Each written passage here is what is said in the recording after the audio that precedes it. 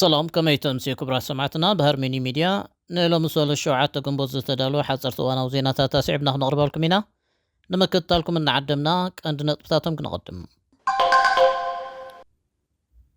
ቅነ ውድድር ደርፊ ኤሮቪዥን ኣብ ዝካየደሉ ዘሎ ሰሙን በጻሕትን ተቐማጦን ማልም ልዑል ህላዊ ፖሊስ ከምኡውን ትራፊክ ዘጸሉ ምኽባብ ከባቢታት ኩሉ ምዃኑ ኣብ ግምት ከእትዉ ከም ዝግባእ መተሓሳስቢ ምቕራቡ ኣብ ማርመሽ ወደና ብዝካየድ ዘሎ ውድድር ደርፊ ኤሮቪዥን ኣዳለውቲ ኣብቲ መደብ ኣብ ልዕሊ ባንዴራታት ፍልስጤምን ደገፍ ፍልስጤምን ዝኾኑ ምልክታት እገዳ ክግበር ምዃኑ ምግላጾም ብርቱዕ ክትዕን ቁጥዕን ምልዓሉ ምስ ግዳያት ገበን ህፃናት ዝተኣሳሰር ተወሳኺ ኮርሳት ዝወሰዱ ዳያኑ ሸወደን ኣዝዮም ዝወሓዱ ምዃኖም ከምኡውን ኣብ ደቡብ ኮርያ ተመዲቡ ዝንቀሳቐስ ዝነበረ ወታደር ሰራዊት ኣሜሪካ ብሩስያ ተኣሲሩ ክብል ሰራዊት ኣሜሪካ ምሕባሩን ካልኦትን ዜናታት ሒዝናልኩም ቀሪብና ኣለና ንምክትታልኩም ደጊምና እናዓደምና ሕጂ ብቐጥታ ናብ ዝርዝራቱ ቅነ ውድድር ደርፊ ኤሮቪዥን ኣብ ዝካየደሉ ዘሎ ሰሙን በጻሕትን ተቐማጦን ማልም ልዕል ህላዊ ፖሊስ ከምኡውን ትራፊክ ዘጸሉ ምኽባብ ከባቢታት ክህሉ ምዃኑ ኣብ ግምት ከእትዉ ከም ዝግባእ ተገሊጹ ኣብ ከተማ ማልም ሓላፊ ጸጥታ ኦልፍ ኒልሰን ኣብ 3 ቀንዲ ከባቢታት ኤሮቪዥን ቦርሳይድ መሓዝ ክኽልከል ምዃኑን ጽንዕ ዝበለ ክትትል ጸጥታ ክህሉ ምዃኑን ገሊጹሎም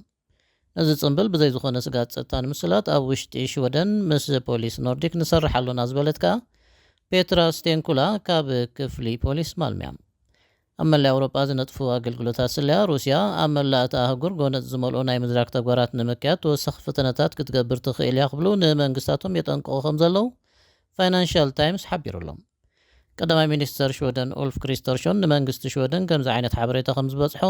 ንኣገልግሎት ዜና ሬድዮ ሽወደን ኣረጋጊጹሎም እታ ብሪጣንያዊት ጋዜጣ ኣብ ጽሑፋ ምስቲ ኣብ ወርሒ ታሕሳስን ለካቲትን ኣብ ሰሜን ሽወደን ንዝነበረ መስመር ማዕድን ሓፂን ዘጸሎ ምዝንባል ባቡር ዘተኣሳሰር ናይ ዝርጋን ስራሕ ዘተኣሳሰር ክኸውን ይኽእል ክትብል ተንቲና ኣላ በዚ ድማ ኣብዚ ሰሙን ኣብ ማልማ ኣብ ዝካየድ ውድድር ደርፊ ኤሮቪዥን ልዑል ህላዊ ፖሊስ ክርአ እዩ ዝናኾነ ኣብዚ ዓመት ንሽወደን ዝውክሉ ተወዳደርቲ ብጽምዲ ዝሰርሑ ኖርዌጃውያን ደረፍቲ ማርክስን ማርቲነስን እዮም እስራኤል ኣብዚ ናይ ሎም ዓመት ውድድር ክትሳተፍ ምኽኣላ ዝምልከት ክትዕ ምስ ተሓተቱ ቶማናቱ ኣተኩሮም ኣብቲ ውድድር ጥራይ ምዃኑ ገሊፆም ኣለዉ ብተመሳሳሊ ኣብዚ ምድላው ኤሮቪዥን ልዕሊ 1,000 ሽወደናውያን ስነ ጥበባውያን ኣብ ልዕሊ እስራኤል እገዳ ክግበር ሓቲቶም እኳ እንተነበሩ ፃውዒቶም ግን ተቐባልነት ኣይረኸበን እስራኤል ብሃሪኬን ኣቢላ ትሳተፍ ኣላ እታ ደርፊ ቅድሚ ሕጂ ዝናብ ጥቅምቲ ዝብል ኣርእስቲ ዝነበራ ኮይና ነቲ ብ7 ጥቅምቲ ብሓማስ ዝተፈነወ ሃንደበታዊ መጥቃዕቲ ትምልከት ምዃና ኣዳለውቲ ክገልጹ ጸኒሖም ኣለዉ ንቓዛ ዘመሓድር ሓማስ ቅድሚ 7 ወርሕ ኣብ ደቡባዊ ክፋል እቲ ከባቢ ሃንደበታዊ ወራር ብምክያድ 139 ሰባት መቕታሉ ናይ ሽዑ ጸብጸባት ይመልክቱ ኣብቲ ታሪኻዊ ግጭት እስራኤልን ፍልስጤምን መሊሱ ክኸፍእ ዝገበረ መጥቃዕቲ ኣማይ ሰባት እውን ተማሪኾም እዮም ዝናኾነ ካብ ከተማ ማልም ውፅእ ኢሉ ኣብ ዝርከብ ኣደባባይ ንወፃኢ ህዝቢ ፍልስጤም ብምቋም ሰልፍታት ክካየዱ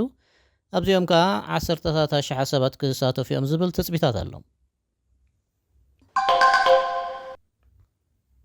ኣብ ማልም ሽወደን ኣብ ዝካየድ ዘሎ ውድድር ደርፊ ኤሮቪዥን ኣዳለውቲ ኣብቲ መደብ ኣብ ልዕሊ ባንዴራታት ፍልስጤምን ደገፍቲ ፍልስጤምን ዝኾኑ ምልክታት እገዳ ክግበር ምዃኑ ምግላጾም ብርቱዕ ክትዓላዕ ኢሉ እዚ ብፈነወ ሕብረት ኣውሮጳ ኢቢዩ ንህዝቢ ዝወፀ ውሳነ ካብ ዝተፈላለዩ ወገናት ርእሱን ነቐፌታ ይዘንበሎ ነቲ ውድድር ናይ ምክትታል ሓላፍነት ዘሎ ኢቢዩ ነቲ ፍጻሜ ፖለቲካዊ ድባብ ክህቦ ይኽእል እዩ ብዝብል ስክፍታታት ተሳተፍቲ ዝሕዝዎ ዝኾነ ባንዴራ ፍልስጤም ወይ ፖለቲካዊ ምልክታት ንምእላይ ድሌት ከም ዘለዎ ምፍላጡ ዝዝከር እዩ እቲ ሕብረት ነዚ ስጉምቲ ዝወስድ ዘሎ እስራኤል ኣብ ቓዛ ኣብ ልዕሊ ንጹሃን ሲቪላት ጃምላዊ መቕዘፍቲ ዘስዓበ መጥቃዕቲ ኣብ ተካይደሉ ከምኡውን እዚ ጃምላዊ ቅትለት ኣብ ዝምርመረሉን ዘሎ እዋን ምስ ምዃኑ ኣብ ዙርያ ተሳትፎ እስራኤል ኣብቲ ውድድር ዝለዓለ ወጥሪ ክኽሰት ገይሩሎ እዚ ኣዋጅ ካብ ደገፍቲ ፍልስጤም ዝኾኑ ጉጅለታት ቅፅበታዊ ውግዘት ወሪድዎ እዩ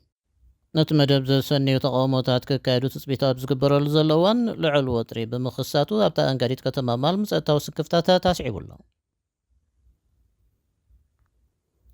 ካብቶም ገበናዊ ጉዳያት ዝከታተሉ ኣስታት 1,000 ዳያኑ ሽወደን 600 ጥራይ ብዛዕባ ፆታዊ ገበና ዘቤታዊ ጎነፅን ኣብ ፍርዳዊ መስርሕ ኣብ ዝብል ጉዳይ ፍልጠቶም ንምዕባይ ተወሳኺ ስልጠናታት ወሲዶም ክብል ሬድዮ ፒ4 ሃላንድ ገምጋም ኣቕሪቡ ብተመሳሰሉ ሕዳት ካብኣቶም ንህፃናት ከም ግዳያት ገበንን ካልእ ተዛማዲ ኮርሳትን ዝወሰዱ እዮም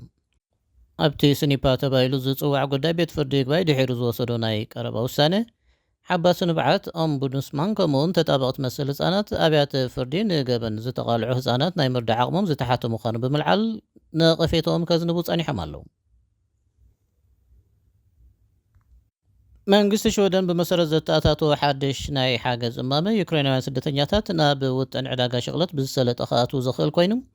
እዚ ድማ መዓልታዊ ኣበሎም ካብ 71 ናብ 308 ክሮና ክብክብል ዝገብር እዩ ተባሂሉ። እዚ ነቶም ኣብ ሽወደን ካብ ዓመት ንላዕሊ ዝጸንሑ ዝምልከት ኮይኑ ወልቃዊ መለለይ ቁፅሪ ክረኽቡን ንገለ ክፋል ስርዓተ ማሕበራዊ ድሕነት ሽወደን ብቑዓት ክኾኑን ዝገብሮም እዩ። ሚኒስተር ስደተኛታት ማርያም አልመስተነጋድ ንሬድዮ ሽወደን ኣብ ዝሃበቶ ሓበሬታ ሙሉእ ክንክን ጥዕና፣ ክንክን ስኒ ከምኡውን ናይ ወለዲ ዕረፍቲ ናይ ሙሳድ ተኽእሎ ክህልዎም እዩ ክትብል ገሊጻ ኣላ። ምስ ሃርሜዲ ሚድያ ከም ዘለኹም ክቡራት ሰማዕትና ኣብ መወዳእታ ኣብ ደቡብ ኮርያ ተመዲቡ ዝንቀሳቐስ ዝነበረ ወታደር ኣሜሪካ ኣብ ሩስያ ተኣሲሩ ክብል ሰራዊት ኣሜሪካ ሓቢሩ። ስታፍ ሳጅን ጎርደን ብላክ ኣብ ሓንቲ ጓል ኣንስተይቲ ሰሪቑ ተባሂሉ ከም ዝተኸሰሰ ኣሜሪካዊ መሻርክቲ ቢቢሲ ሲቢኤስ ፀብፂቡሎ። እዚ ወታደር ብክልተ ግንቦት ዘየጓዕ ጉዕዞ እናገበረ ኣብ ርሑቕ ምብራቕ ሩስያ ብትርከብ ከተማ ቭላዲቮስቶክ ኣብ ትሕቲ ቀይዲ ምእታዊ እዩ ዝግለጽ። ወሃቢ ቃል ባይቶ ሃገራዊ ድሕነት ጆን ኪርቢ ንጋዜጠኛታት ኣብ ዛቦ መግለጺ ኣሜሪካ ነዝን ካልእ ምስ ሩስያ ዝተኣሳሰር ጉዳያትን እኹል ግንዛቤ ከም ዘለዋ ገሊጹ ኣሎ። ኣብቲ ትማል ሶኒ ኣብ ዋይት ሃውስ ዝተኻየደ መግለጺ ሚስተር ኪርቢ ተወሳኺ ዝርዝር ሓበሬታ ክህብ ከም ዘይደሊ ኣመልኪቱ ኣሎ። እምበር ክቡራት ሰማዕትናን ሎም ዝበልናዮም ዜናታት በዚ ፈጺምና ኣለና። ምሳና ብምጽናሕኩም ኣዚና እናመስገና በዚ ንሰናበተኩም ሰላም።